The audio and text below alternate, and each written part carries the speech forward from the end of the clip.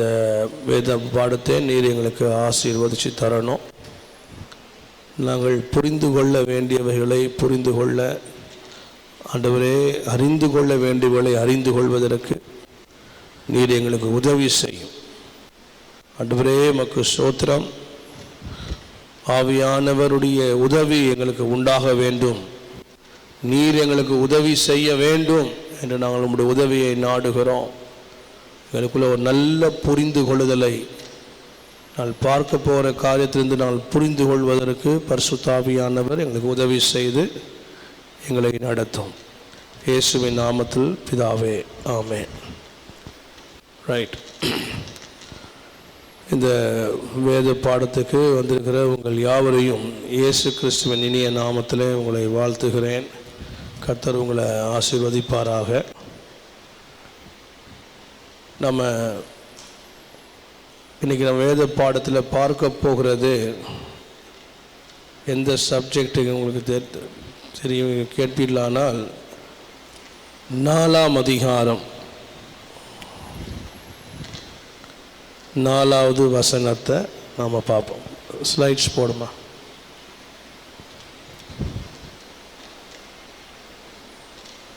படிங்க, இந்த வசனத்தை படிங்க.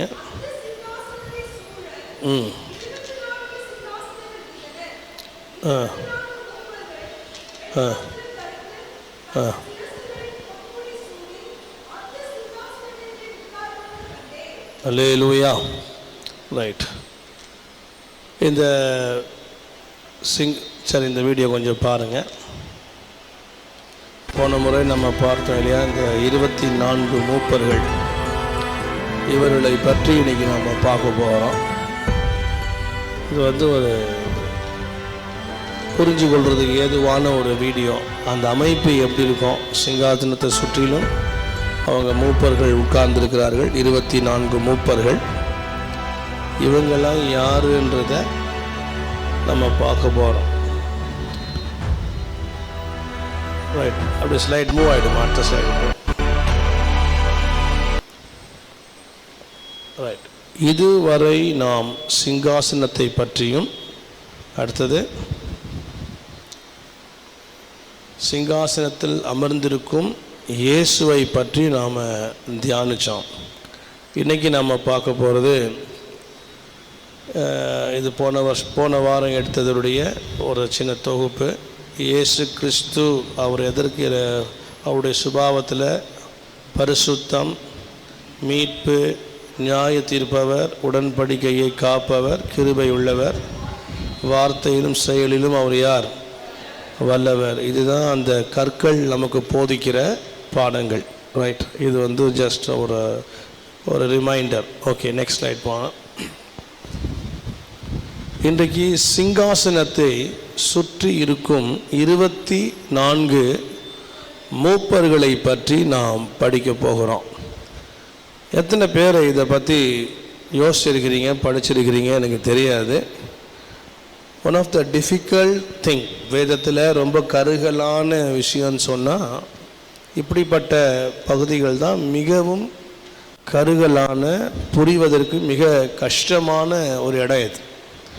இன்றைக்கு நாம் பார்க்க போகிறதுல ஒரு ஊர்ஜிதமான இதுதான் என்று நம்மால் சொல்லவே முடியாது. அது பரலோகத்துக்கு போனால் தான் அது இந்த 24 மூப்பர்கள் யார் என்கிற உண்மை பொருள் தெரியும். ஆனால் வேதத்தில் இருக்கிற சில காரியங்களை வைத்து, சில வசனங்களின் ஆதாரங்களை வைத்து ஒருவேளை இவர்களாகவும் இருக்கலாம் என்று சொல்லப்படுகிறது. இன்றைக்கி நாம் இந்த பைபிள் ஸ்டடி மூலமாக இந்த 24 மூப்பர்களை பற்றின உலகம் முழுசும் பேசப்படுகிற, போதிக்கப்படுகிற கருத்துக்களை உங்களுக்கு முன் வைக்க போகிறேன். அதோடு கூட நான் என் மனதுக்கு எது சரி என்கிற ஒரு கருத்தையும் முன்பாக வைக்க போகிறேன்.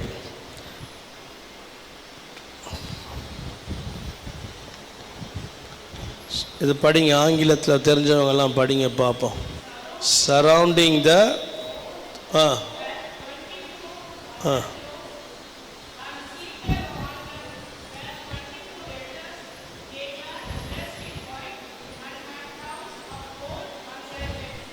ரைட், தமிழ் ஆக்கத்தில் அடுத்தது போடுங்க, படிச்சிருவோம். ரைட், எல்லாரும் சேர்ந்து படிப்போம். அந்த சிங்காசனத்தை சூழ 24 சிங்காசனங்கள் இருந்தன. 24 மூப்பர்கள் வெண்வஸ்திரம் தரித்து தங்கள் சிரசுகளில் பொன்முடி சூடி அந்த சிங்காசனங்களின் மேல் உட்கார்ந்திருக்க கண்டேன். அல்லேலூயா. இந்த 24 மூப்பர்கள் என்று எழுதப்பட்டிருக்கிறது. இவங்க 24 சிங்காசனங்கள் அவங்களுக்கு கொடுக்கப்படுகிறது. அவங்க உடுத்திருந்தது வெண் வஸ்திரம். அவங்க சிரசின் மேல் ஒரு பொன்முடி சூடி அந்த சிங்காசனத்தின் மேல் உட்கார்ந்திருக்க கண்டார்கள். இந்த அதிகாரத்தை தவிர்த்து அடுத்த ஸ்லைடில் அவங்கள குறித்து வேறு என்னெல்லாம் எழுதப்பட்டிருக்குன்னு நம்ம பார்ப்போம். யார் இந்த 24 மூப்பர்கள் என்ற ஒரு கேள்வி. இவர்கள் தூதர்களா என்கிற ஒரு கேள்வி நம்ம கீழே போட்டிருக்காங்களா? ரைட், இவர்கள் தூதர்களா? ஏன்னா அநேகர் என்ன சொல்கிறாங்கன்னா இவங்க யாருன்னு சொல்கிறாங்க, இவர்களும் தூதர்களில் ஒரு விதமான தூதர் வரிசையை சார்ந்தவர்கள் என்று சொல்லுகிறார்கள். எத்தனை பேர் இவங்க தூதர்கள் நினைக்கிறீங்க? உலகத்தில் ஒரு சில போதனைகளில் இவங்க யாருன்னு போதிக்கிறாங்கன்னா ஏஞ்சல்ஸ். எப்படி பரலோகத்தில் கேருபீன்கள் சேராபீன்கள், அதுபோல் 24 மூப்பர்களும் ஒரு தூதர்களின் ஒரு பகுதி என்று சிலர் சொல்லுகிறார்கள். ஆனால் உண்மையிலே அவங்க யாரும் கிடையாது, தூதர்கள் இல்லை. அதை நம்ம டிஃபெண்ட் பண்ணி ஏன் தூதர்கள் இல்லை, அல்லது வேறு ஜீவன்களா, அதுவும் கிடையாது. இந்த 24 மூப்பர்களுக்கு என்ன கொடுக்கப்பட்டிருக்கின்றது என்பதை சில விஷயத்தை நம்ம பைபிள் வசனத்தின் மூலமாக படிப்போம்.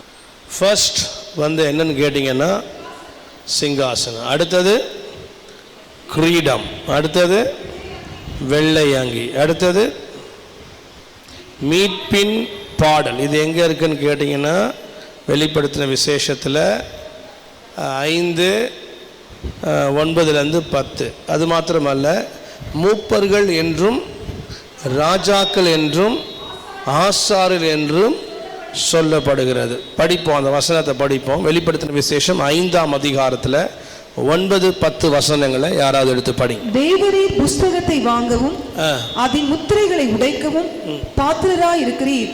ஏனெனில் நீர் அடிக்கப்பட்டு சகல கோத்திரங்களிலும் பாஷைக்காரரிலும் ஜனங்களிலும் ஜாதிகளிலும் இருந்து எங்களை தேவனுக்கென்று உம்முடைய இரத்தத்தினாலே மீட்டு கொண்டு. இவங்கெல்லாம் யாருன்னா மீட்கப்பட்டவர்கள். அதனால தான் அவங்களுக்கு வாயில என்ன பாடல் இருக்குன்னு கேட்டீங்கன்னா மீட்பின் பாடல் இருக்கிறது.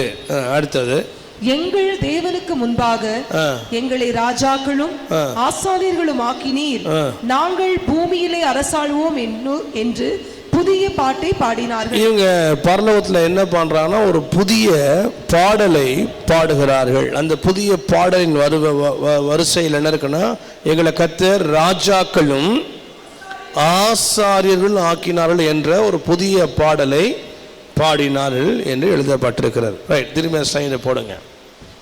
இப்போ கேள்விகள் என்னங்கிற அநேக சொல்லும் கருத்து இவர்கள் தூதர் வகுப்பை சார்ந்தவர்கள் என்று.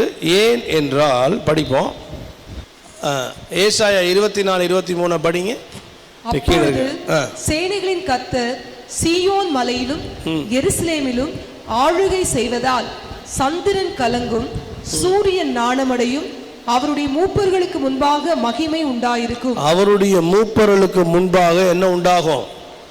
மகிமை உண்டாகும். இந்த வசனத்தை கோட் பண்ணி நிறைய பேர் என்ன சொல்றாங்கன்னா, அவர் மூப்பர்கள் முன்பாக மகிமை உண்டான இது ஒரு ஹெவன்லி ரெவலேஷனை பற்றி பேசுகிறாரு.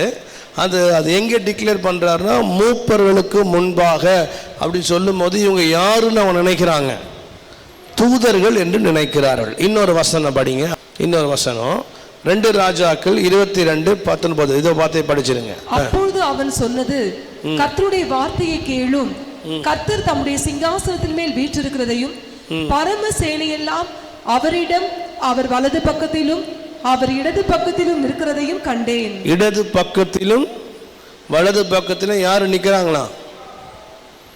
பரமசேனை. பரமசேனை யாரு? தூதர்கள் தான் பரமசேனைகள். அச்சரணமே பரமசேனையின் திரள் என்று லூக்கால படிக்கிறோம். அப்படின்னு பரமசேனை என்பது யாரு? ஸோ வலது பக்கத்திலும் இடது பக்கத்திலையும் இருக்கிறதுனால இவங்க அந்த 24 மூப்பர்களில் 12 பிரித்து என்ன சொல்றாங்க? இவர்கள் யாரு தான்? தூதர்கள் என்று சொல்லுகிறார்கள். உண்மையில் அவர்கள் தூதர்கள் அல்ல. ஏன் என்ற கேள்விக்கான பதில உங்களுக்கு நான் காட்ட விரும்புகிறேன். தூதர்களுக்கு எது கொடுக்கப்படலை? தூதர்களுக்கு என்ன கொடுக்கப்படாது? ஒரு நாளும் தூதர் எங்கேயா சிங்காசனத்தை உட்கார்ந்தான் ஏதாவது வசனம் படிச்சிருக்கீங்களா? ஒரு இடத்துலையுமே வேதாகமத்தில் நம்ம என்ன பண்ண முடியாது, பார்க்கவே முடியாது. தூதர்களுக்கு என்ன கிடையாது? எல்லாரும் சொல்லுங்க, சிங்காசனம் கொடுக்கப்படவில்லை. அதனால அவங்க யாரு கிடையாது, தூதர்கள் அல்ல. தூதர்களுக்கு கிரீடமும் சரியா லைட்டிங்ல சரியா தெரியல. தூதர்களுக்கு என்ன இல்லை? கிரீடமும் எந்த தூதரும் என்ன போடல? கிரீடம் போட்டிருக்கிறதாக கேருபீன்களை பற்றி சேராபீன்களை பற்றி எல்லாம் நம்ம படிக்கிறோம். எங்கேயாவது 4 சிறகுகள் இருந்தது, 6 சிறகுகள் இருந்தது அப்படிலாம் படிக்கிறோம். ஆனால் எங்கேயாவது தூதர்களுக்கு கிரீடம் இருக்குன்னு போட்டிருக்கா?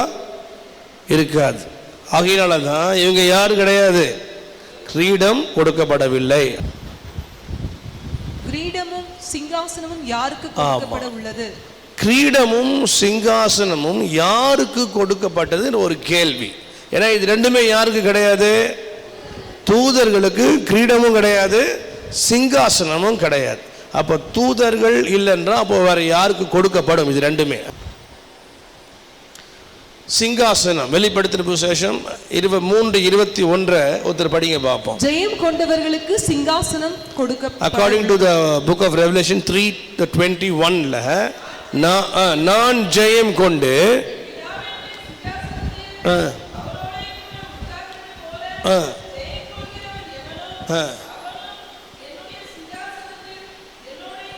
அப்படி பாருங்க. அப்போ சிங்காசனம் யாருக்கு கொடுக்கப்படுது? ஜெயம் கொண்டவர்களுக்கு தான் என்ன கொடுக்கப்படும்? அல்லேலூயா. ரைட். அடுத்த வசனம் பார்ப்போம். மத்தேயு 19th சாப்டர்ல 27-28 பாருங்க. எல்லாவற்றையும் விட்டு இயேசுவை பின்பற்றினவர்களுக்கு கொடுக்கப்படுகின்றது. அந்த வசனத்துல பேதுரு கேட்கிறார், எல்லாவற்றையும் விட்டு உம்மை நாங்க என்ன பண்ணணும்? பின்பற்றினோமே, எங்களுக்கு என்ன கிடைக்கும்? What you will give Lord அப்படின்ற ஒரு கேள்வி கேட்கும் பொழுது இயேசுநாதர் என்ன பதில் சொல்றார் தெரியுமா? அதற்கு இயேசு மறுஜென்ம காலத்திலே மறுஜென்ம காலத்திலே அப்படின்னா என்ன அர்த்தம்? It speaks about the eternity, நித்தியத்தை குறித்து பேச. மறுஜென்ம காலத்திலே மனுஷகுமாரன் தம்முடைய மகிமையுள்ள சிங்காசனத்தின் மேல் வீற்றிருக்கும் போது என்னை பின்பற்றின நீங்களும் இஸ்ரவேலின் 12 கோத்திரங்களையும் நியாயம் தீர்க்கிறவர்களாக 12 சிங்காசனங்கள் மேல் வீற்றிருப்பீர்கள். 12 சிங்காசனங்கள் மேல் வீற்றிருப்பீர்கள் என்று ஆண்டவரே உங்களுக்கு சொல்லுகிறேன். இங்க சிங்காசனம் கொடுக்கப்படுது. எந்த நோக்கத்துக்காக கொடுக்கப்படுதுன்னா, எல்லாவற்றையும் விட்டு இயேசுவை பின்பற்றினவர்களுக்கு தான் என்ன கொடுக்கப்படுது? சிங்காசனம் கொடுக்கப்படும். தூதர்களுக்கு என்ன கிடையாது? சிங்காசனம் கொடுக்கப்படல. சிங்காசனம் யாருக்கு கொடுக்கப்படும்? முதலாவது ஜெயம் கொண்டவர்களுக்கு சிங்காசனம் கொடுக்கப்பட்டுள்ளது. ரெண்டாவது சிங்காசனம் யாருக்கு கொடுக்கப்படும் கேட்டா, எல்லாவற்றையும் என்ன பண்ணணும்? விட்டு இயேசுவை பின்பற்றணும். அல்லேலூயா. இவங்களுக்கு தான் என்ன கொடுக்கப்படும்? சிங்காசனம் கொடுக்கப்படும். தேவ பிள்ளைகளே, நாமளும் சிங்காசனங்களை சுதந்தரிக்க அழைக்கப்பட்டவர்கள். சிங்காசனத்தை நம்ம சுதந்தரிக்கணும்னா நமக்கு 2 தேவை உண்டு. ஒன்று, நம்ம யாரா இருக்கணும்? ஜெயம் கொண்டவர்களாக இருக்கணும். ரெண்டாவது, எல்லாவற்றையும் விட்டு இயேசு என்ன பண்ணணும்? பின்பற்றணும். ஆட்டுக்குட்டியானவர் எங்கே போனாலும் அவரை பின்பற்றுகிறவர்கள் இவர்களே என்று போட்டிருக்கிறார். எங்க போனாலும் அவரை பின்பற்றுகிறவர்களுக்கு தான் என்ன கொடுக்கப்படும்? சிங்காசனம் கொடுக்கப்படும். இன்ஃபேக்ட் சிங்காசனம் சொன்னா என்னன்னு கேட்டீங்கன்னா, ஆளுகை கொடுக்கப்படும். சிங்காசனம் சொன்னா என்னதுங்க? ஆமா, we will rule or we will reign in the eternity. Right. அடுத்தது கிரீடத்தை பத்தி படிப்போம். கிரீடத்தை பத்தி, கிரீடம் யாருக்கு கொடுக்கப்படும்? எல்லாரும் படிப்போம். கிரீடம் யாருக்கு கொடுக்கப்பட்டுள்ளது? வேதத்தில் என்ன படிச்சிருக்கிறோம்? கிரீடம்னா எல்லாருக்கும் கொடுக்கப்படாது. 1 பேதுரு 5:24 படிக்கும் பொழுது யாருக்கு கொடுக்கப்படுதுன்னா, உங்களிடத்தில் உள்ள தேவனுடைய மந்தை. இல்ல, இங்க கண்டென்ட் பாருங்க, சபை மேய்ப்பர்களுக்கு அது கொடுக்கப்படுகிறது. இப்ப வசனம் படிங்க. உங்களிடத்தில் உள்ள தேவனுடைய மந்தையை நீங்கள் மேய்த்து கட்டாயமாய் அல்ல மனப்பூர்வமாயும் அவலட்சணமான ஆதாயத்திற்காக அல்ல உற்சாக மனதோடு சுதந்திரத்தை இருமாப்பாய் ஆளுகிறவர்களாக அல்ல, மந்தைக்கு மாதிரிகளாகவும் கண்காணிப்பு செய்யுங்கள். அப்படி செய்தால் எப்படிலாம் செய்யணும்னு கேட்டா, மந்தைய இருமாப்பா ஆளாம, மந்தைக்கு முன்மாதிரிகளா இருந்து, இழிவான ஆதாயத்துக்காக ஊழியம் செய்யாம, இப்படிலாம் உண்மை மெய்ப்பர்களாக நாம் நம்மை விளங்க பண்ணணும்னு சொன்னா, அப்போ ஆண்டவர் சொல்றாரு, பிரதான மேய்ப்பராகிய இயேசு வெளிப்படும் பொழுது மகிமையுள்ள வாடாத கிரீடத்தை பெறுவீர்கள். அல்லேலூயா. என்ன கிரீடம் கொடுப்பாரு? மகிமை உள்ள வாடாத கிரீடம் யாருக்கு? சபை மேய்ப்பர்களுக்கு. இது முதல் கிரவுன். இரண்டாவது கிரவுன் யாருக்கு கொடுக்கப்படுது? யாக்கோபு 1:12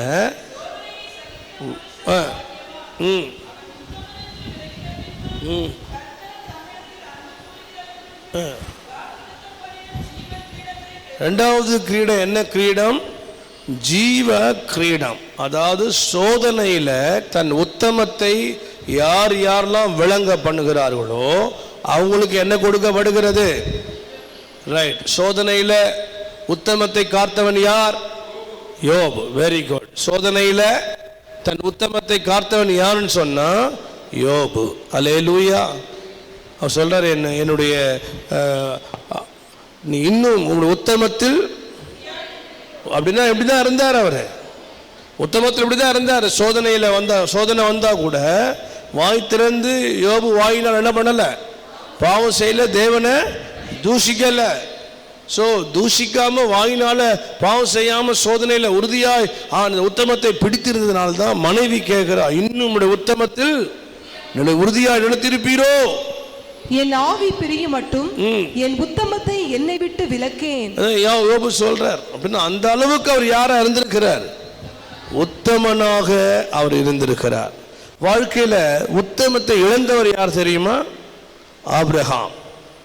ஆண்டவர் சொல்றாரு, நீ எனக்கும்பா நடந்து யாராயிரு? உத்தமனாயிரு. ஏன்? அது முந்தின சப்ஜெக்ட்ல அவர் எதை இழந்துட்டாரு?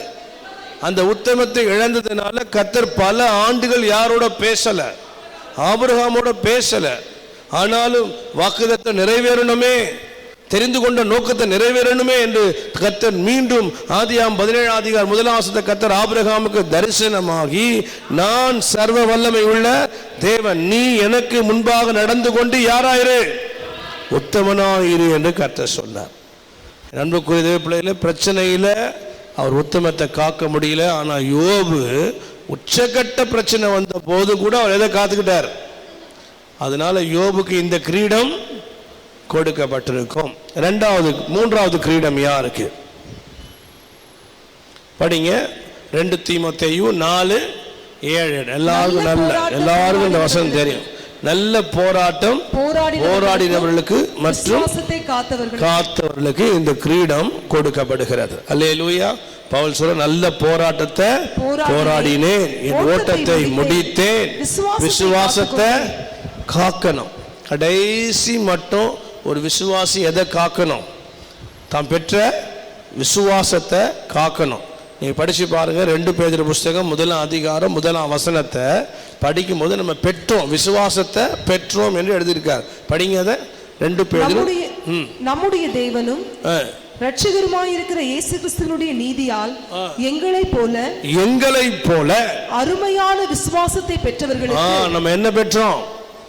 அருமையான விசுவாசத்தை பெற்றோம். எப்படி ரட்சிப்பை பெற்று ரட்சிப்பை நம்ம காக்கணுமோ அதே போல வாழ்க்கையின் இறுதி வரை எது காக்கணும்? பெற்ற விசுவாசத்தை காக்கணும். அதை நம்ம விட்டுடவே கூடாது. மனுஷகுமாரன் வரும் நாட்களில் விசுவாசத்தை காண்பாரோ என்பது ஒரு கேள்விக்குறி, சந்தேகத்துக்குரியது. அப்படின்னா என்ன அர்த்தம்? மனுஷகுமார் வரும் நாட்கள் என்ன இருக்காது? விசுவாசம் இருக்காது. தேவன் மீது விசுவாசம் இருக்காது. வசனத்தின் மீது விசுவாசம் இருக்காது. அவர் வருவார் என்று சொன்ன வாக்குத்தத்தம் எங்கே என்கிற கேள்விகள் தான் இருக்குமே தவிர என்ன இருக்காது? விசுவாசம் இருக்காது. ஆகையால் நாம் நம்முடைய விசுவாசத்தை என்ன பண்ணணும்? காக்கணும். நல்ல போராட்டமும் செய்யணும். விசுவாசத்தை காப்போம் என்று சொன்னால் கர்த்தர் நமக்கு என்ன கொடுப்பாரு? கிரீடத்தை கொடுப்பாரு. அல்லேலூயா. இது 3. 4வது ஒன்று படிப்போம். படிங்க. தெசலோனிக்கேயர் 2:19. ஆத்தும ஆதாயம் செய்கிறவர்களுக்கு மகிழ்ச்சியின் கிரீடத்தை கர்த்தர் என்ன பண்றாரு? கொடுக்கிறார். சரிங்களா? அதனால நம்ம கிரீடம் பெறணும்னா நம்ம என்ன செய்யணும்? ஆத்தும ஆதாயத்தை நாம செய்யணும். அடுத்தது படிங்க. 1 கொரிந்தியர் 9:24-25 படிக்கும்போது இச்சை அடக்கத்தோடு ஓடுகிறவர்களுக்கு என்ன அது கொடுக்கப்படும். பின்னானவைகளை மறந்து முன்னானதை நோக்கி ஓடணும். என்ன எல்லாவற்றையும் விட்டு ஓடணும். பாவத்தை தள்ளி விட்டு ஓடணும். இப்படி ஓட்டத்தில் பல ஓட்டம் இருக்கு. என்ன இப்படி இச்சை அடக்கத்தோடு இந்த வசனத்தின் அடிப்படையில் எப்படி ஓடணும்? ஓட்டத்தை இச்சை அடக்கத்தோடு ஓடும் பொழுது அங்கு மகிமை உள்ள ஒரு வாடாத கிரீடத்தை பெறுவோம் என்று இந்த வேத வசனம் சொல்லுகிறது. ஆக எத்தனை கிரீடம் இருக்கு?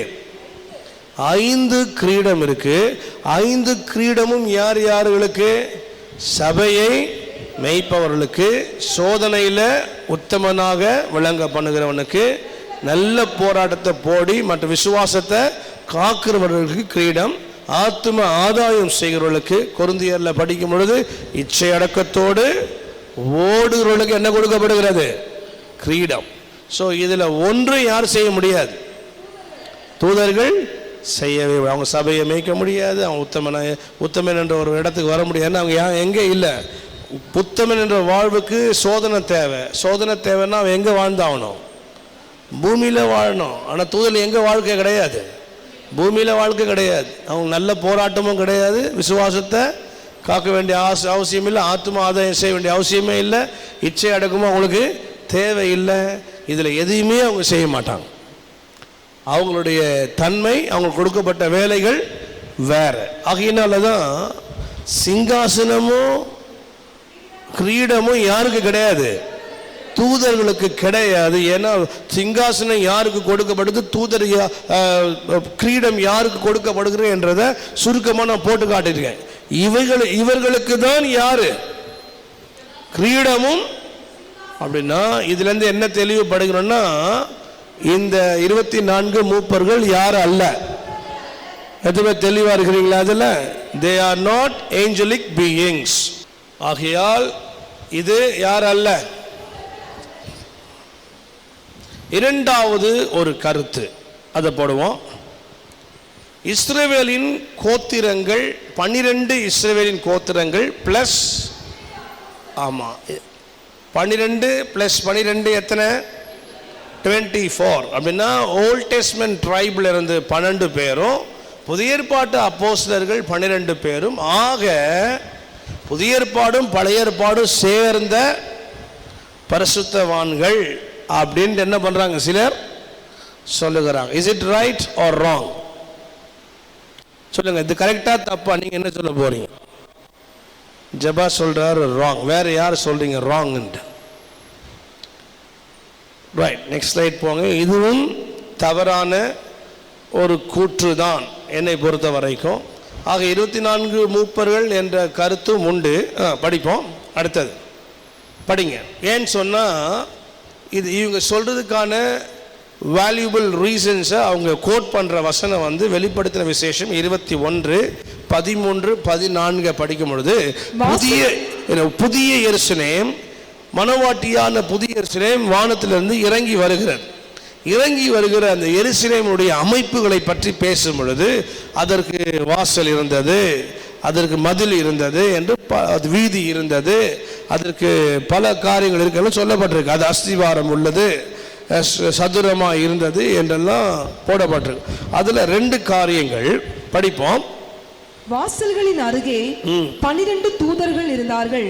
அந்த வாசல்களின் மேல் இஸ்ரவேல் சந்ததியார் ஆகிய 12 கோத்திரத்தாருடைய நாமங்களும் எழுதப்பட்டிருந்தன. 12 கோத்திரத்தாருடைய நாமங்கள் புதிய எருசலேமுடைய வாசல்ல 12 இஸ்ரவேல் புத்திரருடைய நாமங்கள் எழுதப்பட்டிருக்கிறது. அது கீழே வசனம் படிக்கும் பொழுது நகரத்தின் மதிலுக்கு 12 அஸ்திபார கற்கள் இருந்தன. பாருங்க, வாசல் அஸ்திபார கற்கள். வாசல்ல யாருடைய பெயர் இருக்கு? 12 கோத்திர பிதாக்கள் பெயர். அதே போல அஸ்திபார கல்லுல படிக்கும் பொழுது என்ன போட்டிருக்கு? அவைகள் மேல் ஆட்டுக்குட்டியானவருடைய 12 அப்போஸ்தலரின் 12 நாமங்களும் பதித்திருந்தன. சோ இதனாலதான் அவங்க என்ன கருத்தை கொண்டு வராங்க? 12 இஸ்ரவேல் கோத்திரமும் 12 அப்போஸ்தலர்கள் என்கிற கொண்டு வந்து, ஆக இந்த 24 மூப்பர்கள் யாருன்னா Old Testament and the New Testament saints என்று அவங்க கொண்டு வராங்க. இவங்க எல்லாமே பழைய ஏற்பாட்டின் பிரதிநிதிகளாக 12 பேர், புதிய ஏற்பாட்டின் பிரதிநிதிகளாக 12 பேர். ஆக புதிய ஏற்பாடு பழைய ஏற்பாடு சேர்த்து 24 பிரதிநிதிகளாக பரலோகத்தில் என்ன பண்றாங்க? 24 சிங்காசனத்தில் வீற்றிருக்கிற மூப்பர்கள் என்று இவங்களை அடையாளப்படுத்துகிறார்கள். அன்பான தேவ பிள்ளைகளே, ஒன்றை நான் உங்களுக்கு சொல்ல விரும்புகிறேன். இது ரொம்ப முக்கியமான விஷயம். என்னை பொறுத்த வரைக்கும் இதுதான், நீங்கள் எந்த புக்கில் இதை பற்றி படித்தாலும் அல்லது ஆன்லைனில் இன்டர்நெட்டில் இருக்கிற எந்த புக்ஸையோ அல்லது வீடியோஸோ நீங்கள் என்ன பார்த்தாலும் இதை தான் எல்லாருமே சொல்லுவாங்க. இவங்க யார்? 2 காலத்தினுடைய 12 பிரதிநிதிகளாக பரலோகத்தில் உட்கார்ந்துருக்கிறாங்க அப்படின்னு தான் எல்லாம் 99% உடைய டீச்சிங் எல்லாம் இதுதான். மூப்பர்கள் சொன்னால் அந்த 12 இவங்க, அந்த 12 அவங்க, அப்படி தான் டீச் பண்ணுறாங்க. பட் ஒன்று நம்ம புரிஞ்சுக்கணும், இவங்களுடைய அளவு வேற, அவங்களுடைய அளவு வேற. ஒரு உதாரணத்தை சொல்கிறேன், உங்களை ஒரு கேள்வி கேட்குறேன். பழைய ஏற்பாட்டினுடைய செயின்ஸுடைய அளவு என்ன? அவங்களுக்கு உச்சக்கட்டத்தில் அவங்களுக்கு கொடுக்கப்பட்ட ஒரு பெயர், பரிசுத்தவான்கள், நீதிமான்கள், செம்மையானவர்கள்.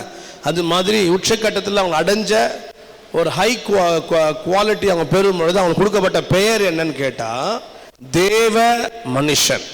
என்ன அழைப்பில் இருக்கிறாங்க? மோசே யாரு? தேவன். எலிசா யாரு? எலியா யாரு? தாவீது யாரு? எல்லாருமே யாருன்ற அளவில் கொண்டு வந்தாங்க? தேவ மனிதன் என்ற ஒரு அளவில் தான் கொண்டு வந்தாங்க. ஆனால் புதிய ஏற்பாட்டில் படிக்கும்போது தேவ மனிதர்கள் தேறினவர்களாகணுன்ற ஒரு வார்த்தை இருக்கு. தீமோத்தேயுல 2 தீமோத்தேயு 3 அதிகாரத்தின் கடைசி 2 வசனங்களை படிங்க.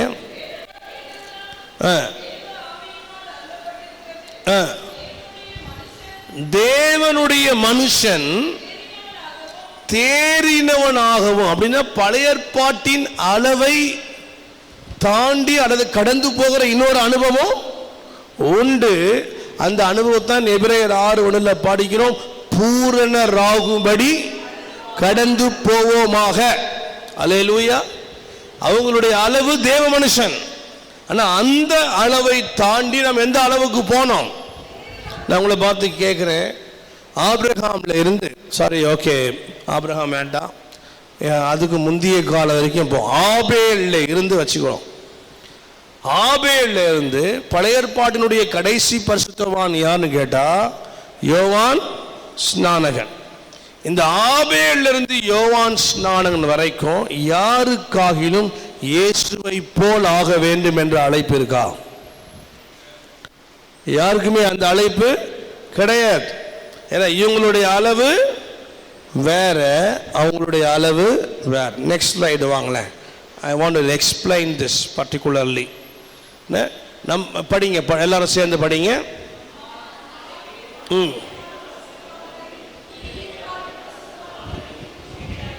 ஏன் என்றால் புதிய ஏற்பாட்டின் பரிசுத்தவான்கள் உயிர்த்தெழுதலும் பழைய ஏற்பாட்டின் பரிசுத்தவான்கள் உயிர்த்தெழுதலும் வெவ்வேறு காலத்துக்கு உட்பட்டது. முதல்ல உயிர்த்தெழுதலே என்ன இருக்கு? வித்தியாசம் இருக்கு. அதை புரிஞ்சுக்கணும். சபை, மனவாட்டி சபையினுடைய உயிர்த்தெழுதல் உடைய காலம் வேற, பழைய ஏற்பாட்டு பரிசுத்தவான்களுடைய உயிர்த்தெழுதலின் காலம் வேற. அடுத்த ஸ்லைடு வாங்க. இங்க பாருங்க, எடுத்துக்கொள்ளப்படுதலினுடைய வரிசை, அதாவது உயிர்த்தெழுதலினுடைய வரிசையை பார்க்கும் பொழுது உயிர்த்தெழுதலின் முதல் பலனானவர் யாருன்னு கேட்டா யாரு? 1 கொரிந்தியர் 15:23 படிச்சு கொள்ளுங்க, நேரம் இல்லை. 23 அப்படின்னா முதல் பலனானவர் யாரு? இயேசுதான் உயிர்த்தெழுதலில் முதல் பலனானவர். இரண்டாவது யாரு? சபை. 1 தெசலோனிக்கேயர் 4:14-16 வரைக்கும் படிச்சீங்கன்னா கிறிஸ்துவுக்குள் மரித்தவர்கள் முதலாவது விழுந்திருப்பார்கள். அல்லேலூயா. அப்படி சபைக்கு உண்டாகிற உயிர்த்தெழுதல். உபத்திரவ காலத்துல 2 சாட்சிகள். யார் அந்த 2 சாட்சிகள் பார்த்தா 3 பேர் சொல்றாங்க. அந்த 3 பேர்ல கண்டிப்பா 2 பேர். ஒன்னு மோசே, ஏனோக்கு, எலியா. இந்த 3 பேர் தான் இருக்கு. அதுல 2 பேர், இந்த 2 பேர் யாருன்ட்டு நம்மளால என்ன பண்ண முடியாது, சொல்லலாம், ஊர்ஜிதமா சொல்ல முடியாது. நீங்க யார வேணா வச்சுக்கிடுங்க. ஸோ அந்த 2 சாட்சிகள் மரித்து அடக்கம் பண்ணப்பட்டு அவங்க என்ன பண்ணுவாங்க? அடுத்த நாள் உயிர்த்தெழுந்து பரலோகத்துக்கு போவாங்க. அது ஒரு உயிர்த்தெழுதல். 4வது 5வது இருக்கு பாருங்க. 4th and 5th வந்து இரத்த உபத்திரவ காலத்தில் மரிச்ச இரத்த சாட்சிகள். நீங்க படிங்க, வெளிப்படுத்தும் விசேஷம் 20:4-6 படிங்க. அன்றி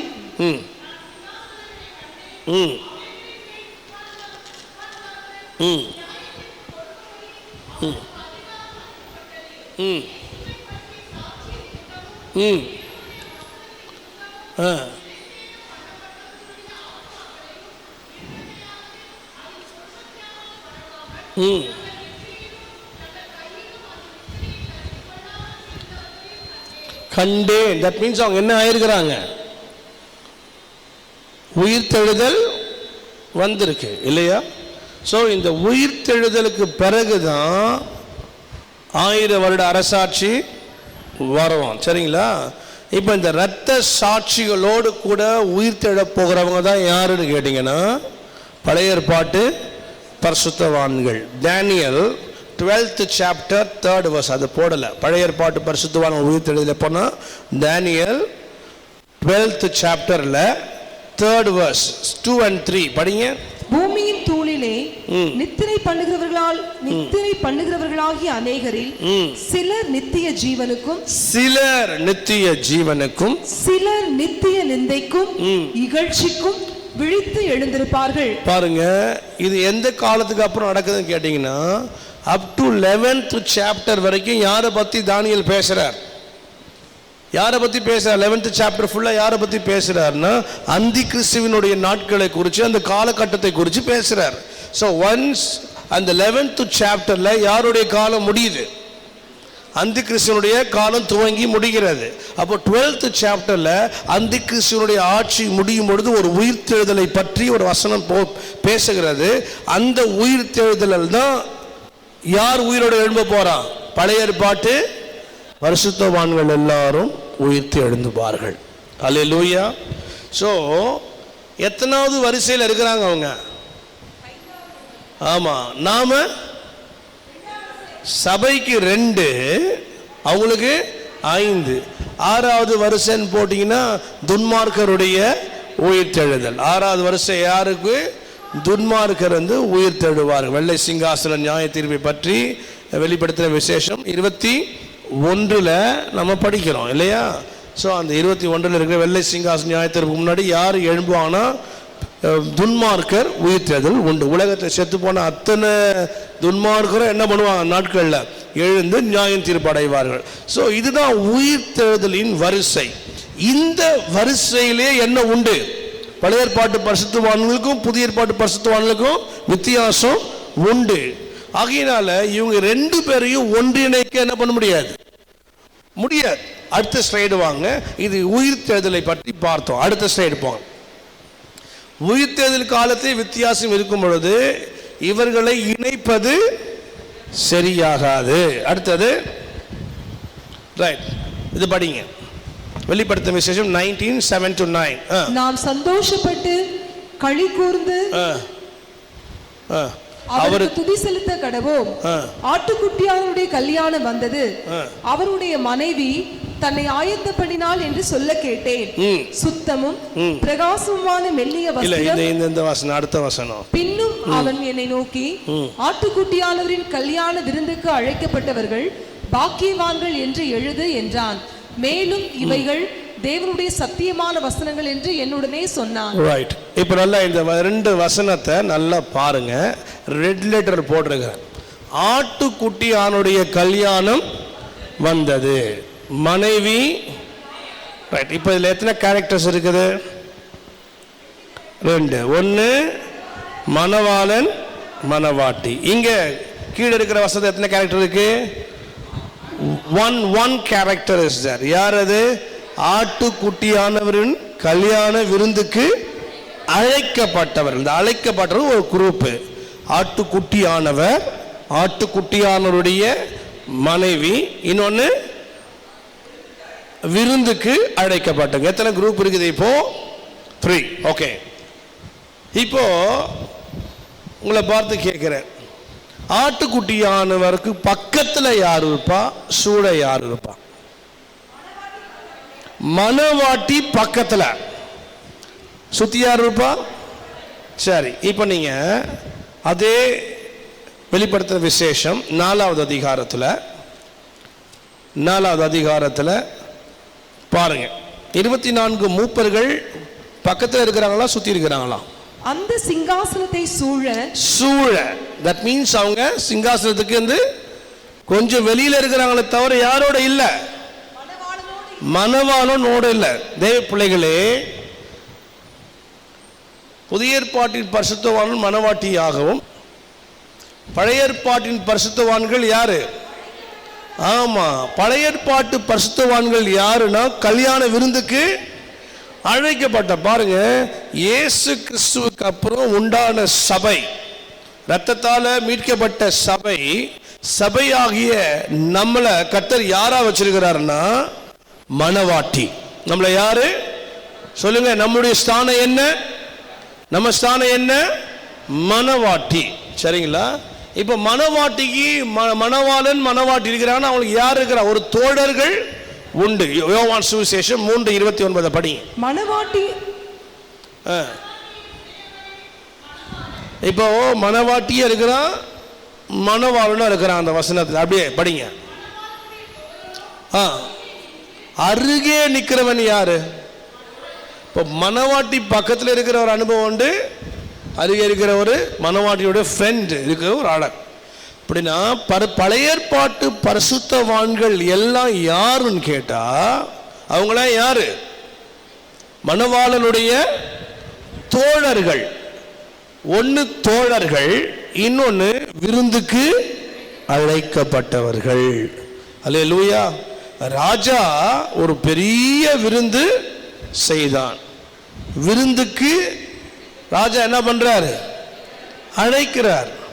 என்ன? மணவாளனுடைய கல்யாண விருந்துன்னு போட்டிருக்காங்க. மணவாட்டியை பத்தி எந்த வார்த்தையும் சொல்லல. அழைக்கப்பட்டவங்களை பத்தி தான் மெயினா பேசுறார். அப்படி யாரோட பேசுறாரு கேட்டீங்கன்னா யூதர்களோட தான் பேசுறார். இப்ப யூதர்களோட பேசும்போது அது யாரு தான்? அழைக்கப்பட்டவங்க யாரு தான்? பழைய ஏற்பாட்டு பரிசுத்தவான்கள். இப்போ ஒரு கேள்வி, மணவாட்டியினிடம் இடம் என்ன? அப்படியானால் மணவாட்டியின் இடம் என்ன? மூப்பர்கள் சிங்காசனத்தை சூழ உட்கார்ந்திருக்கிறார்கள். அடுத்தது ஆனால் மணவாட்டி என்பவளுக்கு சிங்காசனத்தை சூழ அல்ல, சிங்காசனத்திலேயே இடம் உண்டு. கைகளை தட்டி கர்த்தரை மகிமைப்படுத்துங்க பார்ப்போம். அவளுக்கு இடம் எங்க இருக்கு? சிங்காசனத்திலேயே இடம் உண்டு. அல்லேலூயா. நமக்கு சிங்காசனத்தை சூழ இடம் அல்ல. சூழ உட்கார்ந்து இருக்கிறது யாரு? மூப்பர்கள், 24 மூப்பர்கள். ஆனா மணவாட்டி அந்த மூப்பர் வகையில் என்ன பண்ண முடியாது, கொண்டு போய் நிறுத்த முடியாது. ஏன்னு கேட்டா மணவாட்டியினுடைய இடம் சிங்காசனத்தை சூட அல்ல, சிங்காசனத்திலேயே இடம் உண்டு என்று வேதம் சொல்லுகிறது. நெக்ஸ்ட் ஸ்லைட் பாருங்க, படிங்க, எல்லாரும் படிங்க. நான் ஜெயம் கொண்டு என் பிதாவினுடைய சிங்காசனத்திலே அவரோடு கூட உட்கார்ந்தது போல ஜெயம் கொள்ளுகிறவன் எவனோ அவனும் என்னுடைய சிங்காசனத்தில் எங்க சூழவா? என்னோடு கூட உட்காரும்படி அருள் செய்வேன். அருள் சொன்னா கிரேஸ். அருள் சொன்னா என்னதுங்க? கிரேஸ். புதிய ஏற்பாட்டு சபைக்கு தேவன் அருளின விசேஷ கிருபை என்னன்னு கேட்டா, நம்ம சூழ நிக்கிற ஆள் கிடையாது. மணவாளனுக்கு பக்கத்துல அவருடைய சிங்காசனத்தில் நம்ம ஒன்று இணைந்து உட்கார போகிறோம். அல்லேலூயா. இப்போ நீங்க கொஞ்சம் ஒரு இமேஜினரி வேர்ல்டுக்குள்ள வாங்க. கற்பனை உலகத்துல எத்தனையோ கல்யாணத்துக்கு நம்ம என்ன பண்ணிருக்கிறோம், போயிருக்கிறோம், அட்டென்ட் பண்ணியிருக்கிறோம். இப்போ வர ரிசப்ஷன்ல எல்லாம் ஒரு சேர் வைக்கிறாங்க. அந்த சேர் எப்படி இருக்கு? ஒரே சேர்ல கொஞ்சம் பழைய காலத்துல எல்லாம் பார்த்தீங்கன்னா 2 சேர் வைப்பாங்க. பார்த்துருக்கீங்களா நீங்க? ரொம்ப ஹைட்டா. இப்பெல்லாம் அப்படிலாம் வைக்கிறது இல்லை. ஏன்? ஒரே சேர்ல, ஒரு லென்த்தி சேர்ல மணவாளன்னு இருப்பாராங்க. அதே தாட்ல தான் நமக்கும் இயேசுக்கும் இருக்க போகிற இடம். அல்லேலூயா.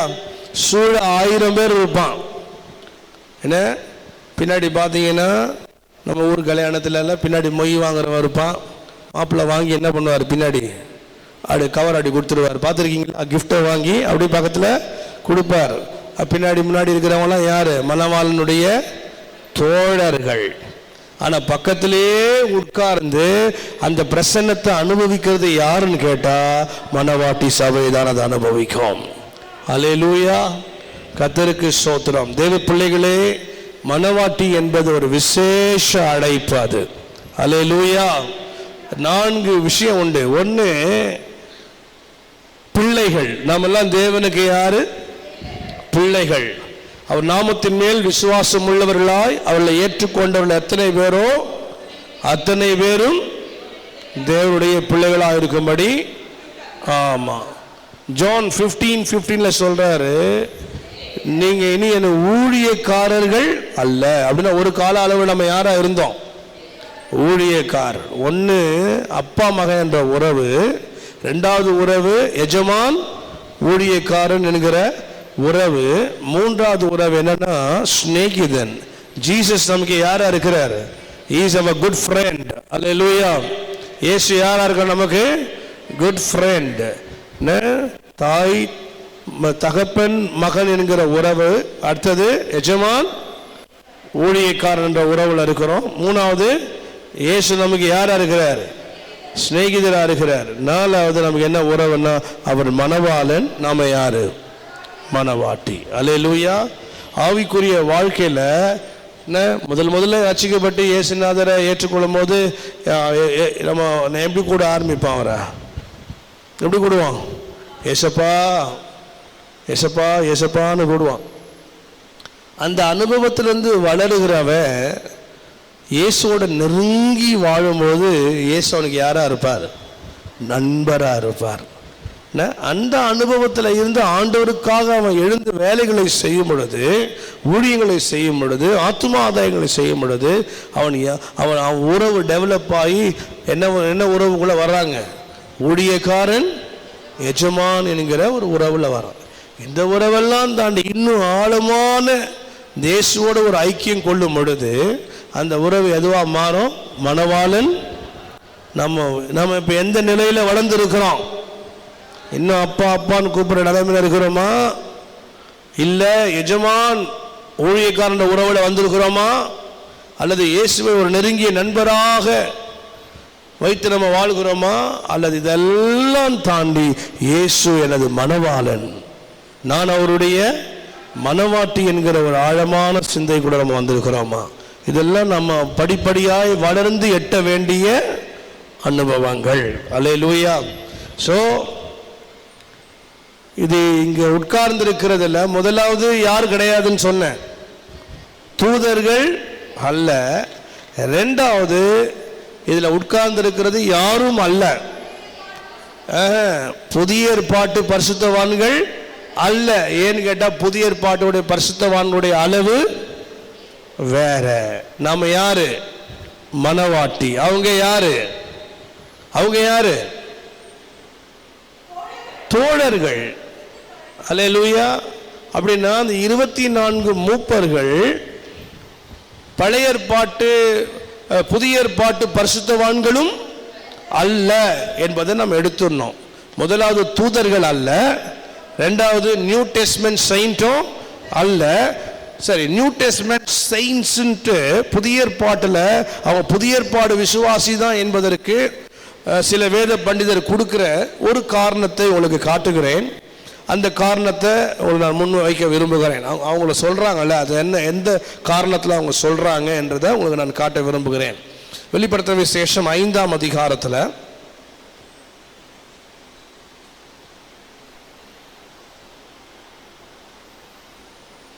6ஆம் வசனப்படி.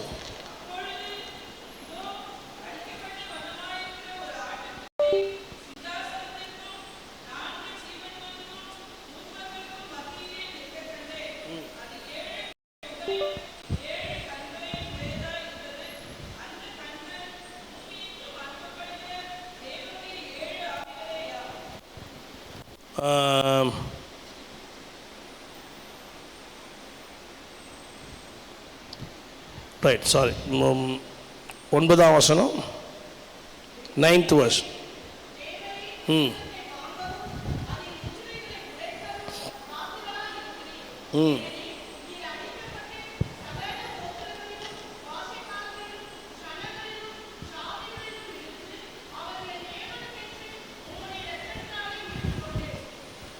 உம்முடைய இரத்தத்தால மீட்டு கொண்டு, அப்படின்னா இரத்தத்தால மீட்கப்பட்டதுனால இவங்க யாருன்ற ஒரு முடிவுக்கு வராங்க. புதிய ஏற்பாட்டு ஆளுங்க தான் அப்படின்ற ஒரு முடிவுக்கு வர்றாங்க. நான் என்ன கேட்குறேன்னா, புதிய ஏற்பாட்டில் தான் ரத்தம் இருந்ததா? பழைய ஏற்பாட்டில் ரத்தம் இல்லையா? பழைய ஏற்பாட்டில் என்ன இருந்தது?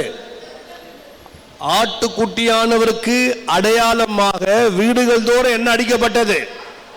ஆடுகள் அடிக்கப்பட்டு வீடுகள் தோறும் எது பூசப்பட்டது? அந்த ராத்திரியில தான் இவங்க என்ன பண்றாங்க? பஸ்காவை அடிச்சு புடிச்சு அந்த ராத்திரியில தான் என்ன வராங்க? இவங்க எகிப்தை விட்டு வெளியே வராங்க. தட் மீன்ஸ் உலக வாழ்க்கை, பாவ வாழ்க்கையிலிருந்து இவங்க என்ன பண்ணப்பட்டாங்க? மீட்கப்படுகிறார்கள். அப்படியானால் பழைய ஏற்பாட்டு பரிசுத்தவான்களும் நிழலாக என்ன பண்ணப்பட்டவர்கள் தான்? ரத்தத்தினால் மீட்கப்பட்டவர்கள் தான். அதே நேரத்தில் எங்களை ராஜாக்களாகவும் ஏன் பழைய ஏற்பாட்டில் ஆசாரிய அபிஷேகம் இல்லையா? புதிய ஏற்பாட்டில் ஆசாரிய அபிஷேகம் இல்லையா? இருந்தது. புதிய ஏற்பாட்டில் இருந்தது, பழைய ஏற்பாட்டில் எது இருந்தது? ஆமா, kingly anointing, priest anointing, prophetic anointing. இந்த மூன்று anointing எப்போ இருந்தது? பழைய ஏற்பாட்டில் இருந்தது.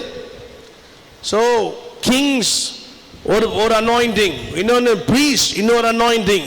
இது ரெண்டுமே பழைய ஏற்பாட்டு காலத்தில் செயல்பட்ட ஊழியங்கள் தான். அதே நேரத்தில் இயேசுவின் ரத்தத்தினால் அவங்களும் என்ன பண்ணப்பட்டார்கள்? நிழலாக மீட்கப்பட்டார்கள். ஏனென்று சொன்னால் ஆட்டுக்குட்டியானவர் பற்றி வேதம் சொல், உலக தோற்றத்துக்கு முன்னே அவர் அடிக்கப்பட்டார். அல்லேலூயா. உலக தோற்றத்துக்கு முன்னே அவர் யார்? அடிக்கப்பட்ட ஆட்டுக்குட்டி. அல்லேலூயா. சோ பழைய ஏற்பாட்டு பரிசுத்தவான்களும் மீட்கப்பட்டவர்கள் தான்.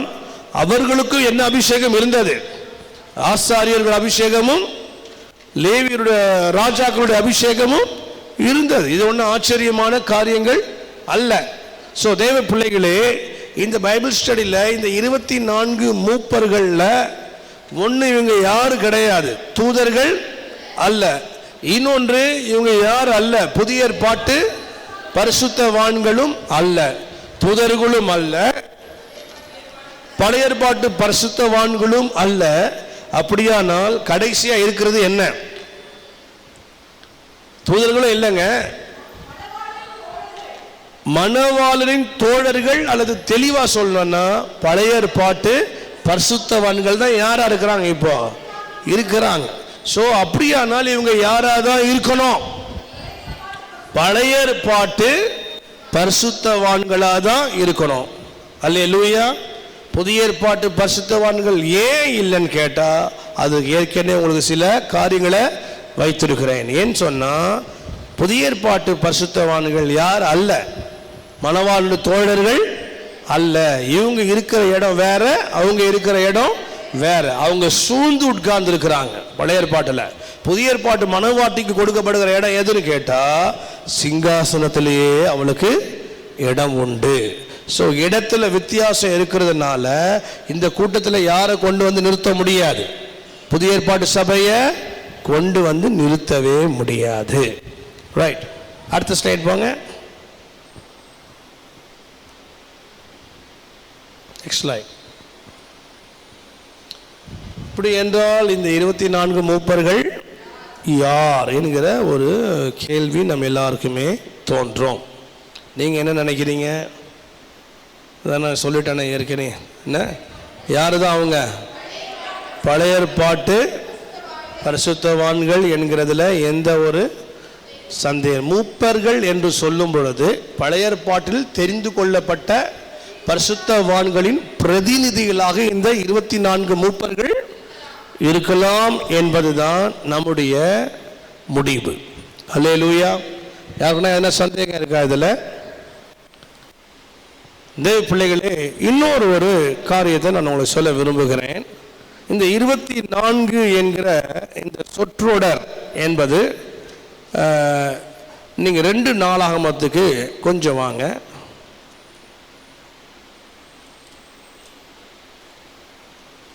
ரெண்டு நாளாகமத்தில் 24ஆம் அதிகாரத்தில்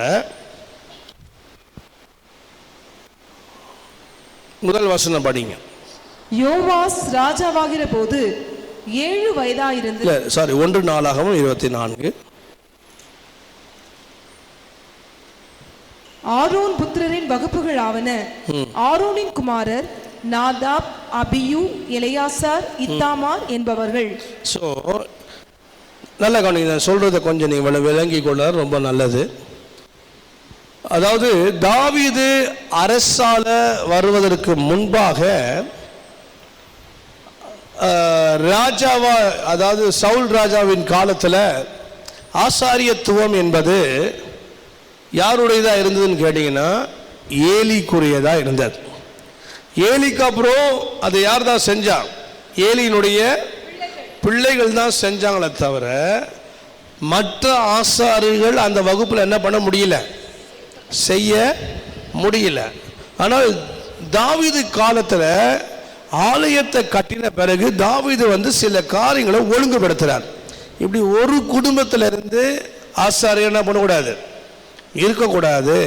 ஆசாரியர்கள் நிறைய பேர் இருக்கிறதுனால எல்லாருக்கும் வகுப்பு வாரியா என்ன பண்றாரு, ஆசாரியத்தை ஊழியத்தை ஆலயத்தை நீங்க செய்யலான்னு சொல்லிட்டு பிரிக்கிறார்.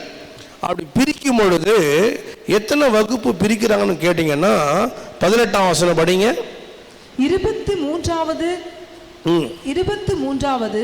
தெலாயாவின் பேர் வழிக்கும் 24வது மாசியாவின் பேர் வழிக்கும் விழுந்தது. சீட்டு போட்டு பிரிக்கிறாங்க. யார் யாரு ஒன்றின் பின் ஒன்றாக ஆலயத்தில் ஊழியர் செய்யணும்ன்றதை பார்க்கும்போது மற்ற எத்தனை வகுப்பு பிரிக்கிறாங்க? 24 வகுப்பு. அப்படின்னா 24 ஆசாரியர்கள், 24 பழைய ஏற்பாட்டில் தெரிந்து கொள்ளப்பட்ட, தாவீது காலத்தில் ஊழியம் செய்ய தெரிந்து கொள்ளப்பட்ட வகுப்பு, ஆசாரிய வகுப்பு எத்தனைன்னு கேட்டீங்கன்னா 24. சரிங்களா? இது 24 அதிகாரத்தில். 25ஆம் அதிகாரத்துல பாடல் குழுவுக்கு ஒரு வகுப்பு உண்டு. 25 முதல் வசனம் படிங்க. மேலும் சுரமண்டலங்களாலும் தம்புருகளாலும் கைத்தாளங்களாலும் தீர்க்கதரிசனம் சொல்லுகிற ஆசாப், ஏமான், எதுதூன் என்பவர்களின் குமாரரில் சிலரை தாவீது தேவாலய சேனைகளின் பிரபுக்களும் ஊழியத்திற்கென்று பிரித்து வைத்தார்கள். தங்கள் ஊழியத்தின் கிரியைக்கு குறித்து வைக்கப்பட்ட மனுஷர்களின் தொகையாவது. அவன் என்ன ஊழியம்னா 3ஆம் வசனம் படிங்க. கர்த்தரை போற்றி துதித்து, கர்த்தரை போற்றி துதித்து தீர்க்கதரிசனம் சொல்லுகிற தங்கள் தகப்பனாகிய எதுதூனின் வசத்திலே சுரமண்டலங்களை வாசிக்க எதுதூனின் குமாரராகிய கெதலியா, சேரி, எஷாயா, அஷபியா, மத்தித்தியா என்னும் 6 பேரும். ஸோ இது 3 எத்தனை ஊழியம் இருக்கு பாருங்க. கர்த்தரை துதிக்கணும், போற்றணும், தீர்க்கதரிசனம் சொல்லணும், அப்புறம் 3வது இசை வாசிக்கணும். என்ன வாசிக்கணும்? சுரமண்டலங்களை வாசிக்கணும். இந்த 4 வேலையை செய்ய இவங்களும் எந்த வகுப்பை சார்ந்தவங்க தான்? இவங்களும் ஆசாரி வகுப்பை சார்ந்தவங்க, இவங்களும் லேவியர்கள் தான். என்ன முக்கியமான வேலைகளை செய்து பலியிடுறது, என்ன ஆடு மாடெல்லாம் தோல் உரிச்சு பலியிடுறதுக்கும் பாவ நிவாரண பலி, இந்த பலிகள்லாம் செய்யற முக்கியமான வேலைக்கு எத்தனை வகுப்பு பிரிக்கிறாங்க? 24. இப்போ போற்றணும், துதிக்கணும், தீர்க்க தரிசனம் சொல்லணும், அதுக்கப்புறம் சுரமண்டலங்களை வாசித்து கத்திர சங்கீதங்களினால் பாடணும். இதுக்கு எத்தனை வகுப்புன்னு பார்த்தீங்கன்னா 31ஆம் வசனம் படிங்க. 24வது ரொமந்தியேசு, அவன் குமாரர், அவன் சகோதரர் என்னும் 12 பேர் வழிக்கும் விழுந்தது. பாருங்க, அப்போ மெயின்லைன் ஊழியத்துக்கு 24, ஆராதனை நடத்தி வாசிக்கிறதற்கு பாடுறதுக்கு என்ற ஒரு ஊழியத்துக்கு எத்தனை பேர் எடுக்கிறாங்க? 24. 2 இடத்துல எத்தனை தான் வருது? 24. இதெல்லாம் சீட்டு போட்டு என்ன பண்றாங்க? 24 வகுப்பை தேர்ந்தெடுக்கிறாங்க. மெயின்லைன் ஊழியத்துக்கும் பாடல் ஊழியத்துக்கும் தீர்க்க தரிசனம் சொல்றதுக்கும் வாசிக்கிறதுக்கு எல்லாம் ஒரு குரூப்பு. இன்னொரு குரூப் வந்து பலியிடணும், தோல் உரிக்கணும், பரிசுத்த ஸ்தலத்துக்கு ரொம்ப பரிசுத்தமாய் காக்க வேண்டிய ஊழியத்தெல்லாம் யார் செஞ்சாங்க? ஆசாரியர்கள் செஞ்சாங்க. இது லேவியர் செஞ்சாங்க. இப்போ இப்படி கூட இருக்கலாம், ஆசாரியர்கள் 24 பேர், லேவியர்கள். ஸோ இந்த இவர்களுடைய பிரதிநிதிகளாக கூட பரலோகத்தில் யாரா இருக்கலாம்? 24 மூப்பர்கள் இருக்கலாம். ஏன் கேட்டா, இந்த 24 மூப்பர்களும் கூட என்ன வாசிக்கிறாங்க தெரியுமா? 4ஆம் அதிகாரத்தில் படிப்போம். 9ஆம் வசனம் படிங்க. மேலும் சிங்காசனத்தின் மேல் வீற்றிருந்து சதா காலங்களிலும் உயிரோடு இருக்கிறவருக்கு அந்த ஜீவன்கள் மகிமையும் கனத்தையும். 8வது வசனம் 8 அந்த புஸ்தகத்தை 4 ஜீவன்களிலும் ஒவ்வொன்று அவ்வாறு சிறகுகள் இல்ல. 8வது வசனம் 5-8 வெளிப்படுத்த விசேஷம். அந்த புஸ்தகத்தை அவர் வாங்கின போது அந்த 4 ஜீவன்களும் 24 மூப்பர்களும் தங்கள் தங்கள் சுரமண்டலங்களையும் அப்படின்னா அவங்க என்ன வாசிக்கிறாங்க? அங்க சுரமண்டலங்களை வாசிச்சு அவங்களும் என்ன பண்றாங்க? வணக்கமா விழுந்து கர்த்தர் என்ன பண்றாங்க? பாடுறாங்க, ஆராதிக்கிறாங்க. 10வது வசனத்துல புதிய பாட்டை பாடினார்கள், துதிச்சாங்க, போற்றினாங்க. அவங்களுடைய வர்ஷிப்பை நீங்க கவனிக்கும் பொழுது வேதத்தில் படிக்கிறோம். 4ஆம் அதிகாரம் 9-10 படிங்க. மேலும் சிங்காசனத்தின் மேல் வீற்றிருந்து சதா காலங்களிலும் உயிரோடு இருக்கிறவருக்கு அந்த ஜீவன்கள் மகிமையையும் கனத்தையும் ஸ்தோத்திரத்தையும் செலுத்தும் போது 24 மூப்பர்களும் சிங்காசனத்தின் மேல் வீற்றிருக்கிறவருக்கு முன்பாக வணக்கமாய் விழுந்து சதா காலங்களிலும் உயிரோடு இருக்கிறவரை தொழுது கொண்டு தங்கள் கிரீடங்களை சிங்காசனத்திற்கு முன்பாக வைத்து கர்த்தாவே தேவரீர் மகிமையையும் கனத்தையும் வல்லமையையும் பெற்றுக் கொள்ளுகிறதற்கு பாத்திரராக இருக்கிறீர். நீரே சகலத்தையும் சிருஷ்டித்தீர். உம்முடைய சித்தத்தினாலே அவைகள் உண்டாயிருக்கிறவைகளும் சிருஷ்டிக்கப்பட்டவைகளுமா இருக்கிறது என்றார்கள். அல்லேலூயா. அப்போ இவங்க இசையும் வாசிக்கிறாங்க, இவங்க கர்த்தருக்கு என்ன செலுத்துறாங்க?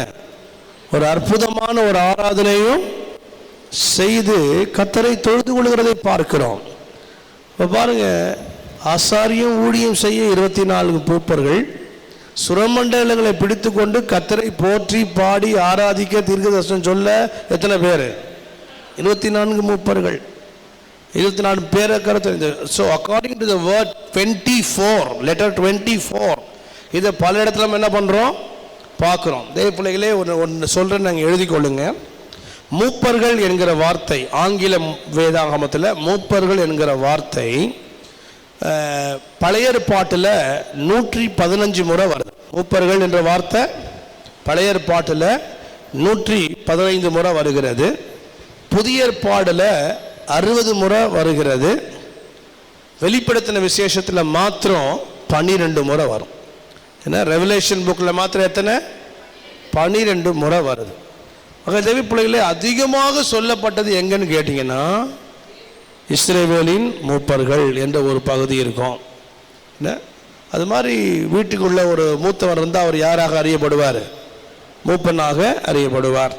ஸோ இப்படி இந்த மூப்பர் என்ற வார்த்தை பழைய ஏற்பாட்டில் அதிகமாக பயன்படுத்தப்பட்டிருக்கிறது. ஆகையினால் இந்த 24 மூப்பர்கள் கண்டிப்பாக, அதாவது கண்டிப்பான்னு சொல்கிறத விட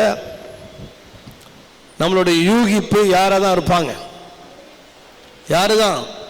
பழைய ஏற்பாட்டு பரிசுத்தவான்கள் என்கிறத நம்ம ஒரு வசனத்தின் வெளிச்சத்தில் நாம் யூகித்திருக்கிறோம். இருப்பினும் பரலோகத்துக்கு போனாதான் அது யாரு நமக்கு தெரியும். ஏன்னா வேதம் நேரடியாக இந்த 24 மூப்பர்கள் இவர்கள் என்று என்ன பண்ணல, நேரடியான எந்த சொற்றொடரும் வசனங்களும் சொல்லப்படாததுனால வசனத்தில் இருக்கிற எல்லாமே ஆராய்ந்து அதை பகுத்து பிரித்து படிக்கும் பொழுது இப்படிப்பட்ட ஒரு முடிவுக்குள்ளே வரும். என்ன முடிவுக்குள்ளே வந்துட்டோம்? அவங்க யார் அல்ல. ஃபர்ஸ்ட் யார் அல்ல? They are not angels. அதில் நம்ம கிளியர் ஆகிட்டோம். ஏன்னா ஏஞ்சல்ஸ்க்கு என்ன கிடையாது? சிங்காசனமும் கிடையாது, கிரீடமும் கிடையாது. மூணாவது ஒரு குறிப்பு இருக்குது. இவங்க என்ன சொல்கிறாங்க? நாங்கள் மீட்கப்பட்டோம் என்ற பாடலை பாடுறாங்க. தூதர்களுக்கு என்ன கிடையாது? மீட்பு கிடையாது. அவர் தேவ தூதர்களுக்கு உதவியாய் கை கொடாமல் ஆபிரகாமின் சந்ததிக்கு உதவியாய் கை கொடுத்தார். அல்லேலூயா. அவர் ரத்தம் சிந்தினது யாருக்குன்னா தூதர்களுக்கு அல்ல. யாருக்கு சிந்தினாரு? ஆமாம், ஒரு நாளும் தூதர்கள் தங்கள் ராஜாக்கள் என்றும் தீர்க்க ஆசிரியர் முடியாது, சொல்ல முடியாது. ஏன்னா அவங்க தூதராக தான் இருக்க முடியும். அவங்க யாராக மாற முடியாது ஆசாரியனாக. ஸோ இதெல்லாம் நம்ம முன்வைக்கிற காரியங்கள். இந்த இவைகளெல்லாம் முன்வைத்து இவர்கள் யார் அல்ல என்று நம்ம தீர்மானிக்கிறோம். இவர்கள் தூதர்கள் அல்ல என்று நாம் தீர்மானிக்கிறோம். ரெண்டாவது இவர்கள் புதிய ஏற்பாட்டு பரிசுத்தவான்களும் அல்ல. ஏன்னு கேட்டால் புதிய ஏற்பாட்டு பரிசுத்தவானோட உயிர்த்தெழுதலே வித்தியாசமானது, அவங்களுடைய ஸ்தானமும் வித்தியாசமானது. அதனால அவங்களோடு இவங்களை ஒப்பிடுவது சரியா மாறாது. இன்னொரு வசனம் கூட சொல்கிறேன். Hebrews 11 chapter last verse படிங்க. அவர்கள்னா யாரு?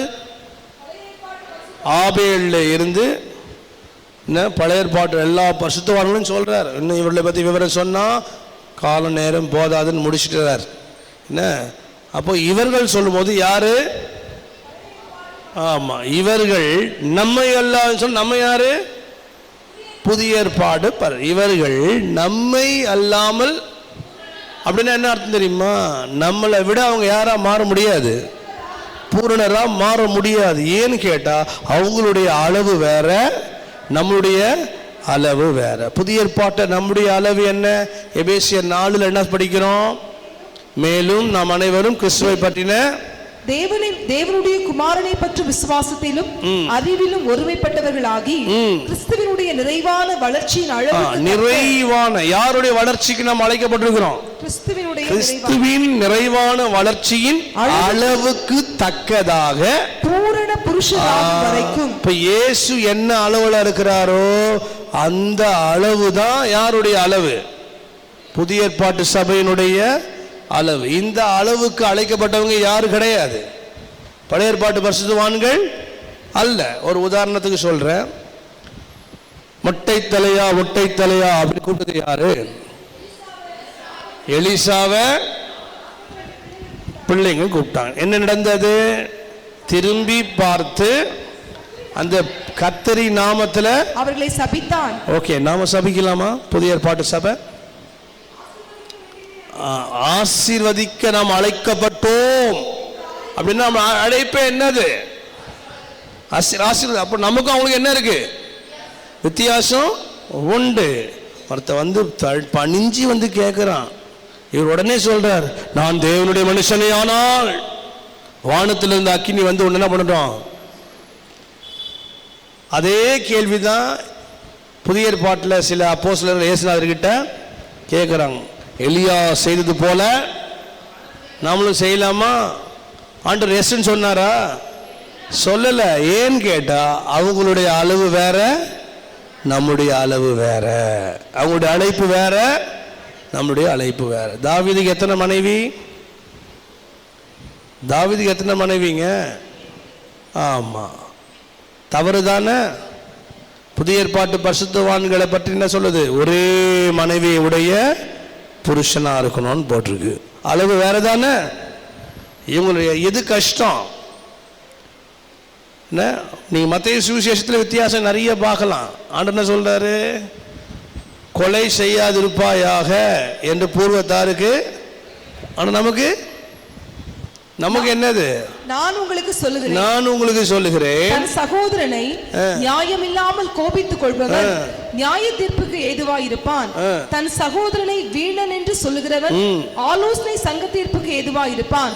மூடனே என்று சொல்லுகிறவன் எரிநரகத்துக்கு ஏதுவாய் இருப்பான். இப்போ பகச்சாலே அவன் யாரு? கொலைபாதகன் தான். அப்ப கொலை செஞ்சாதான் கொலை. இப்போ பகைத்தாலே என்னதுதான்? கொலைதான். அப்புறம் விபச்சாரம் பாவம் செஞ்சாதான் அது என்னது? பாவம். புதிய ஏற்பாட்டில் அது இல்லை, பார்த்தாலே என்னது? பாவம் தான். என்ன இது மாதிரி நிறைய வித்தியாசம் இருக்கு. ஸோ அவங்க வாழ்வும் நம்ம வாழ்வும் ஒன்று அல்ல, அவங்களுடைய அழைப்பும் நம்முடைய அழைப்பும் ஒன்று அல்ல. அதே போலதான் அவங்களுடைய ஸ்தானமும் நம்முடைய ஸ்தானமும் ஒன்று அல்ல. அவங்க சிங்காசனத்தை சூழ உட்காரலாம், ஆனா நாம சிங்காசனத்திலே உட்காரும்படி அழைக்கப்பட்டிருக்கிறோம். அல்லேலூயா. எத்தனை பேருக்கு தெளிவு வருதுங்க? எனக்கு ஓரளவுக்கு புரியுதுன்னு சொல்றவங்க அல்லேலூயா சொல்லுங்க பார்ப்போம். அல்லேலூயா. கர்த்தருக்கு ஸ்தோத்திரம். ஆகையினாலதான் இவங்க யாரு கிடையாது, புதிய ஏற்பாட்டு பரிசுத்தவான்கள் அல்ல. அப்படின்னா முடிவா இவங்க யாருன்னு சொல்ல வந்தா இவங்க யாருன்னா யாராதான் இருக்கணும்? பழைய ஏற்பாட்டு பரிசுத்தவான்களின் பிரதிநிதிகளாக இந்த 24 மூப்பர்கள் இருக்கலாம், குறிப்பா ஆசாரியர்களாக இருக்கலாம், அல்லது கர்த்தரை துதித்து பாடி ஆராதிக்கிற லேவியர்களாக இருக்கலாம். இதுதான் இந்த 24 மூப்பர்களை பற்றின முடிவு. நீங்க எப்படி எடுத்துக்கினாலும் எடுத்துக்கலாம். அல்லேலூயா. எத்தனை பேர் இந்த பைபிள் ஸ்டடி உங்களுக்கு புரிஞ்சிருக்கு? எனக்கு புரிஞ்சுதுன்னு சொல்றேங்க, ஒரு ஆமேன்னு சொல்லுங்களேன். கர்த்தருக்கு ஸ்தோத்திரம். ஸோ இந்த 24 மூப்பர்கள் கண்டிப்பா நாம அல்ல, அதைவிட மேலான இடத்துக்கு நாம் என்ன பண்ணிருக்கிறோம்? அழைக்கப்பட்டிருக்கிறோம். அல்லேலூயா. இதுவே மேலானதை நம்ம பார்த்தோம்னா இதைவிட மேலான அழைப்பு யாருக்கு உண்டு? நமக்கு உண்டு. அதனால இந்த மேலான அழைப்பை கர்த்தர் நமக்கு கொடுத்ததுக்காக நம்ம கர்த்தரை ஸ்தோத்திரம் பண்ணுவோம். அல்லேலூயா. நம்ம எல்லாரும் கண்களை மூடி நாம் ஜெபிப்போம்.